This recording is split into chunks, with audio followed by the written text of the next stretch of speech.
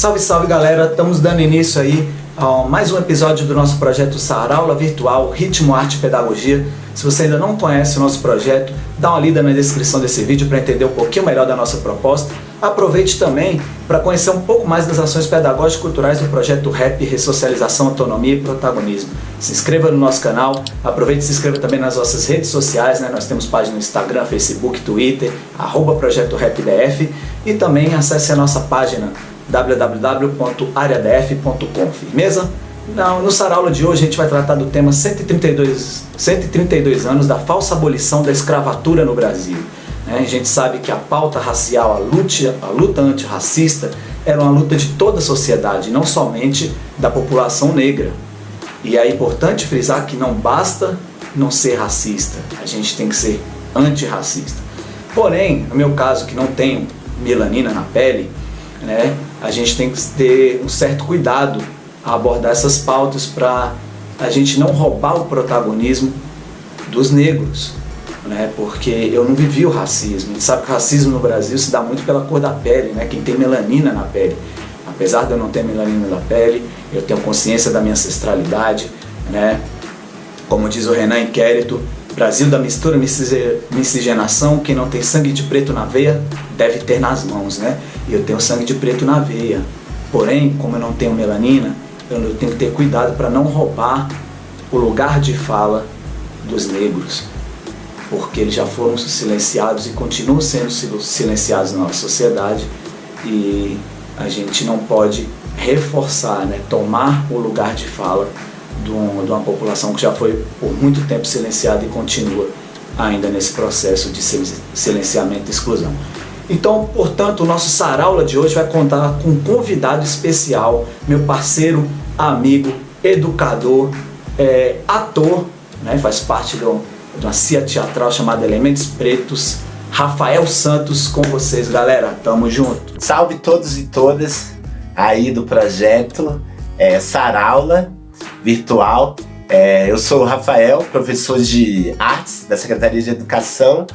Agradeço o convite aí do Francisco para estar participando. Ele me deu o tema 13 de maio e a gente vai estar debatendo sobre ele como essa reflexão importante, como uma data que é falsa, né? Ela é falsa em vários aspectos, mas é interessante que a gente tente entender que se ela existiu, o 13 de maio de 1888, ela só existe, primeiro, como uma pressão internacional para que o Brasil abolisse a escravidão de forma oficial, até porque, segundo várias fontes históricas, vários historiadores e historiadoras, a abolição aconteceria de qualquer forma, independente dessa assinatura da Lei Áurea, então esse caráter de falsidade, e uma falsidade maior, porque ela também endossou o que a gente vive hoje, para nós negros, como o racismo estrutural. Também ele tem esse nascedouro, que é nessas leis oficialescas, nessas assinaturas que não nos garante nada, como não garantiu lá há 132 anos atrás, não garante nada as leis, porque a lei dialoga com o poder, e o poder está sempre querendo explorar. E o explorado nesse sentido, desde que o Brasil existe, são os negros. Para vocês terem ideia, a escravidão nas Américas, e sobretudo no Brasil, o Brasil foi o país mais escravocrata, o que mais rendeu com escravidão, foram mais de 4,9 milhões de africanos escravizados. É o país que mais lucrou, e nesse caso, quando fala em país, a gente sabe que o país, todo mundo quer ser o país, mas o país ele pertence, sobretudo nessa égide de poder, ele pertence a quem tem poder. Então nós somos pro país o quê? Né? Até uma pergunta que é válida quando a gente vai debater o 13 de maio, qual é a nossa importância para esse país que é considerado um dos maiores centros escravagistas da América, e que de toda a história moderna, a venda de escravizados como mercadoria foi tão lucrativa que determinou o poder financeiro dos mais ricos. E que esse poder financeiro, que foi herdado com a escravidão, gerou a riqueza e a herança dessa riqueza concentrada nas mãos de poucos hoje, no período que a gente vive. Então, a escravidão e o processo oficialesco de abolição da escravidão só serviu para o enriquecimento do grande poder, do capital, e que para nós negros não tem importância nenhuma. E o próprio processo histórico, para ver o tanto que a abolição é uma falsa abolição, como de fato, o processo histórico já incide nisso. As fontes, o tempo é curto, então são várias fontes para a gente estudar, então vou fazer dar minha ideia geral, depois a gente pode guardar, trocar contatos a partir do Francisco para debater essas fontes. Mas as fontes já dizem isso, que não precisaria de uma assinatura da tal Lei Áurea, na figura da Princesa Isabel, porque o processo de final da escravidão aconteceria de qualquer forma. E a gente não pode esquecer que foram mais de 300 anos, né? Então, de 1888 para cá, são 132 anos da tal Lei Áurea, e no período em que a escravidão chegaria ao fim, e não pelas formas oficiais, ela já viria por vários motivos. Eu vou trazer os motivos que mais nos interessam, que é a nossa própria luta. Primeiro, qualquer pessoa negra que veio nesse processo já chegou aqui com esse desejo de ser liberto. Então não há essa ligação imediata de que precisasse de uma mão branca para assinar a Lei Áurea para construir esse processo para o nosso povo e para os nossos ancestrais. E também não linkar imediatamente, só pegando o caso da história brasileira, não linkar imediatamente o negro, a pessoa negra, à escravidão. Muito pelo contrário, nem todos que estavam aqui eram escravos, né? E é importante que a gente saiba disso, porque a história é tão mentirosa, tão oficialesca, que dá a impressão que tudo que está ligado a gente é ligado à escravidão. Isso não é verdade, nem todos eram escravizados, mas a gente ostenta negativamente esse número de ser o maior da América e o maior do mundo, patrocinado por essa forma mais horrenda de destruição humana, que é o processo de escravidão, e com as heranças do racismo estrutural vivenciada nos dias de hoje. A nossa luta assume historicamente um protagonismo. Então, ao invés de falar a abolição da escravatura impetrada pela Princesa Isabel, eu prefiro falar da luta abolicionista. Então a gente vai ter figuras importantíssimas, o tempo é curto para falar de cada uma delas, mas só para citar algumas. José do Patrocínio, o Joaquim Nabuco,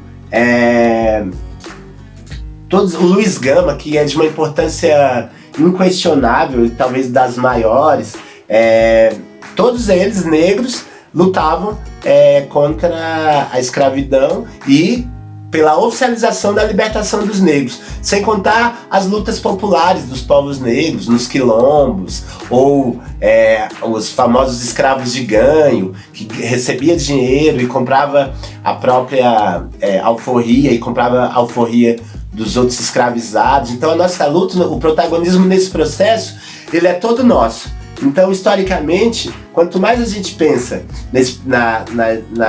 nesse processo da escravidão e na face da abolição, a gente só vai ter, primeiro, que o 13 de maio é uma data que vai ter sua importância quando pensada pela luta, quando pensada não como uma comemoração, mas como uma forma de denotar a nossa resistência, não só de não aceitação do oficialesco, vide Princesa Isabel, sobretudo de mostrar que enquanto eles tentam, o poder tenta oficializar situações em que eles se dão bem, a gente mostra o outro lado da força, o lado negro, que é o lado de libertação e com as nossas referências, com a nossa ancestralidade, e que não precisa de forma nenhuma de uma data que constrói esse tipo de visão.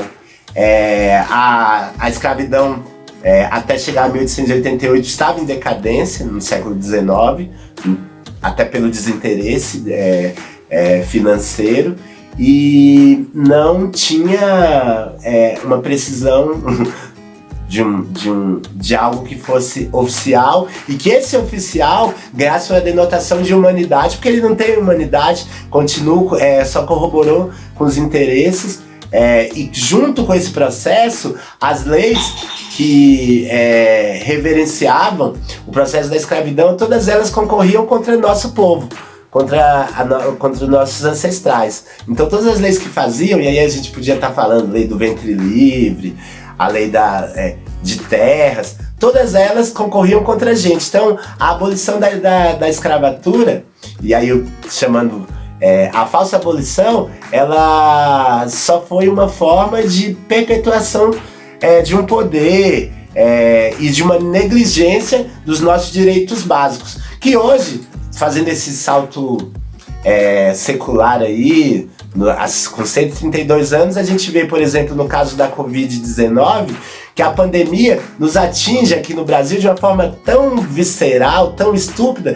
que ela vai matar, como já está matando, maioria negra, porque essa maioria negra não tem estruturas de saúde, estrutura financeira, estrutura de moradia, de saneamento. Então a doença chega para destruir um pouco mais e muito mais, né, a população negra, e com esse poder do Estado, que sempre foi racista, que sempre foi estúpido e que agora está muito bem ilustrado na figura desses que estão no poder agora. E aí é interessante, porque se a gente linkar aquela falsa abolição ao que se vive agora, a gente vai entender muito bem o que seria a falsa abolição. Essa falta de garantias de cidadania, de qualidade de vida, que no final vai desembocar no nosso extermínio, né? O Brasil é um país que mata negros há séculos e que nunca teve um poder que coibisse isso. E a abolição só endossa isso. Difícil falar depois do Rafael, né, mano? Rafael é foda, velho. Admiração total, Rafael. Valeu, meu mano. E como já é de praxe do nosso sarau virtual, quem conhece a dinâmica, a gente sempre deixa uma dica de um rap que trata sobre a temática abordada, e finalizamos com um poema, né, com a poesia. E o Rafael que escolheu, né, a música, a dica de hoje, né, então anotem aí, a dica de hoje é Código Penal, e a música é Maloca, esse maluco lá de Planaltina, salve, salve, Código Penal. E o poema que o Rafael vai declamar, né, para finalizar a nossa saraula, é de Solano Trindade, Sou Negro. Sou negro. Meus avós foram queimados pelo sol da África. Minha alma recebeu o batismo dos tambores, atabaques, gonguês e agogôs. Contaram-me que meus avós vieram de Loanda, como mercadoria de baixo preço. Plantaram cana para o senhor do engenho novo e fundaram o primeiro maracatu. Depois meu avô brigou como um danado nas terras de Zumbi. Era valente como o quê? Na capoeira ou na faca, escreveu não leu, o pau comeu. Não foi um pai João, humilde e manso. Mesmo vovó não foi de brincadeira. Na guerra dos malês, ela se destacou. Na minha alma ficou o samba, o batuque, o bamboleio e o desejo de libertação.